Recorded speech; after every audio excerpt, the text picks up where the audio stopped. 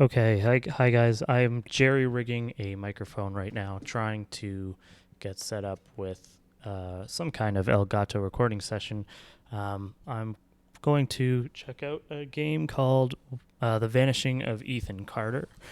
This is an indie game that I know very little about. It's supposed to be a first person exploration game. That's just about all that I know about it. I'm going to get going right now with a new game. I went in once just to mess with the FOV, kind of figure out, how the game looked and the controls. So I'm going to hit start new game, and we're going to get started right now. This game is a narrative experience that does not hold your hand. That's a warning if I've ever seen one. Uh,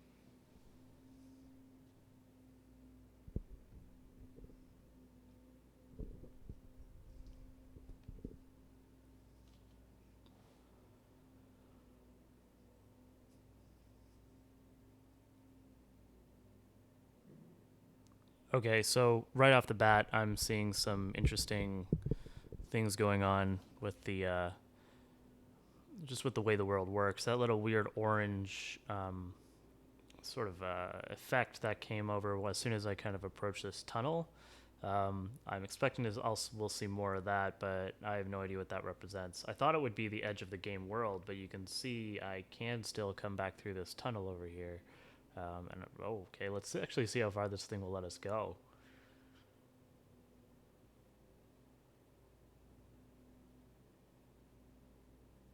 Are we gonna get one of those cartoon extending hallway things where?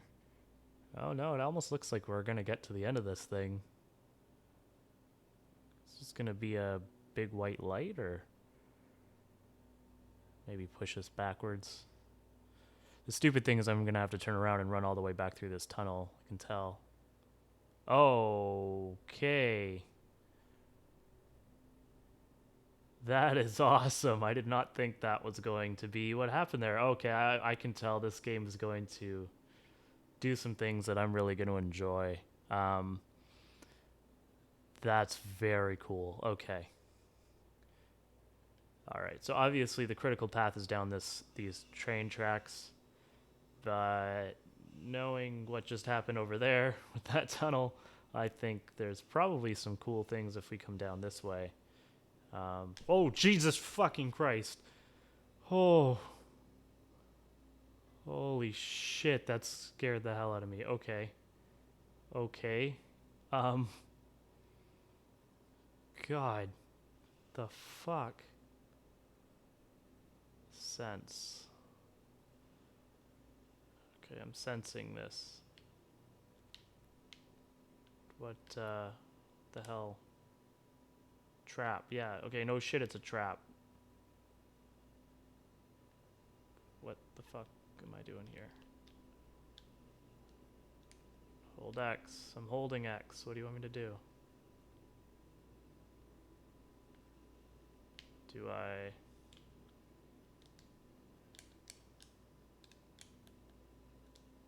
Hold X. I'm holding. Well, I don't know what the fuck they want me to do here. Just kind of hold it for a while.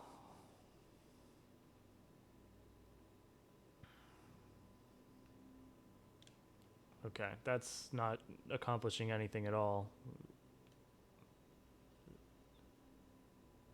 So there's no collision at all. I'm just going to walk right through this thing. So either it's not actually supposed to be in the world, or, I guess it's just one of the after effects of being an indie developer. Um, all right, I'm just going to leave that then. See what else is here. Maybe. Oh Jesus! Maybe exploring is not such a good idea. Um, Considering all of this. Yeah, I still don't really understand what's going on there. Maybe that's going to come into play later. Um, okay, I'm really confused, and honestly a little freaked out right now. That's obviously the edge of the world. Okay, so we obviously are trying to find Ethan Carter, who, by the sound of it, is a young kid. I already forgot our own name, but we're some kind of detective, private investigator. I don't know what the hell we are. Oh, okay. So it's kind of funny. They don't really give us any context for what we're doing walking around some train tracks. Like, we didn't disembark off a train. There's no train station. We are just walking through a tunnel.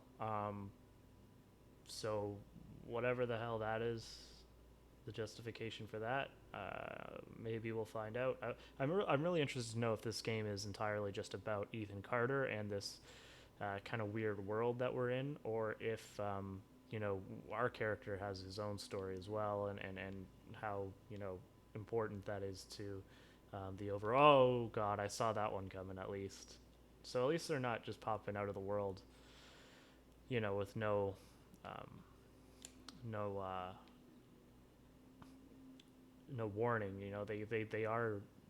They do exist in the world before they activate. That's kind of nice. There are some games I've played where traps just kind of pop in without giving you a chance to look at uh, or see come in prior, and that is absolute nonsense. Okay.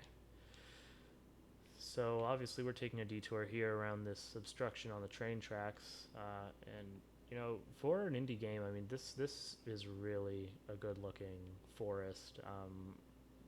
Something that The Witcher 3 recently did that a lot of people complimented it for, and I certainly agree, is the fact that it does foliage in a way, and Vanishing of Ethan Carter seems to do it as well. Is there's a lot of variety in the way that the plants and the trees have, and it really lends a whole lot of credibility to actually feeling like you're in a real forest. There's not a lot of copy pasted assets, and same looking leaves and that sort of thing, which is such an investment of time and resources.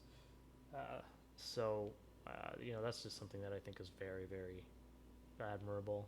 Um, okay, so yeah, I'm just going to keep exploring off the critical path right now because um, I also am really not sure what the total runtime of this game really is, and so uh, it'll be interesting to know how long this goes. I mean, is this going to be a 3 hour experience, a 6 hour experience, and how complex things are going to get by the end of it? Um, those are all kind of things that I'm really looking forward to figuring out as time goes on, and uh, yeah, okay. So let's move forward here. The way that we're actually supposed to cross this very well built bridge that in no way is going.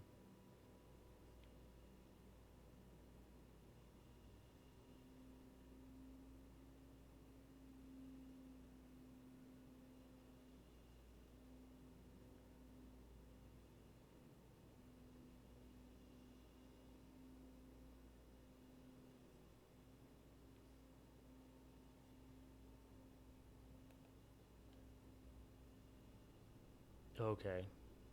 Well, I mean, we've already been assaulted by 3 or 4 traps, so I don't think we're getting fooled into thinking this is a peaceful little area.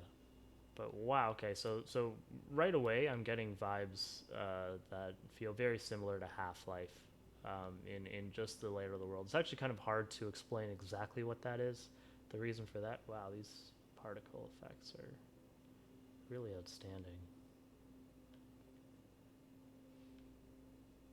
But yeah, no, it does feel a lot like Half-Life. Recently, I think a lot of people were saying that the recently the Metro games, Metro Last Light in particular, I can vouch for personally, really captured some kind of Half-Life familiarity, just in the way that the world felt lived in, and just kind of the way physics kind of worked. And this is kind of looking very similar, just in the way that you feel a part of this world, and looking at it from a first person perspective.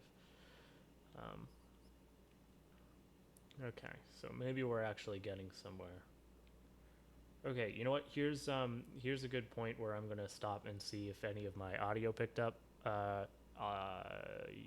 This video might resume, it might end, I don't know what's going to happen, maybe you'll never hear this, but okay, talk to you later.